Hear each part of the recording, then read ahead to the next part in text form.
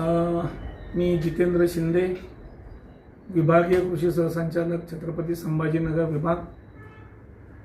आपणा सर्व शेतकरी बांधवांना, कर्जदार, बिगर कर्जदार सर्वांना मी एक आवाहन करू इच्छितो की पंतप्रधान पीक विमा योजना जी आहे तिची अंतिम मुदत 31 जुलै आहे आणि तत्पूर्वी आपण या योजनेचा लाभ घेण्याच्या दृष्टीने सध्याचा निसर्ग पाहता अवकाळी पाऊस, अतिवृष्टी, अवर्षण या सगळ्या गोष्टींचा जर आत्ता आपली सध्या परिस्थिती पाहिली तर आपल्यासारख्या शेतकऱ्यांना आपल्या पिकांना एक काहीतरी प्रोटेक्शन गरजेचं आहे, कव्हर गरजेचं आहे.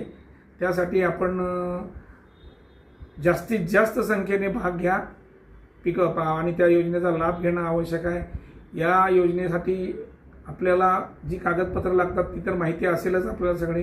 यावर्षी नव्याने ॲग्रिस्टॅग नंबर जो आहे आपला नोंदणी जी आहे ती होणं आवश्यक आहे.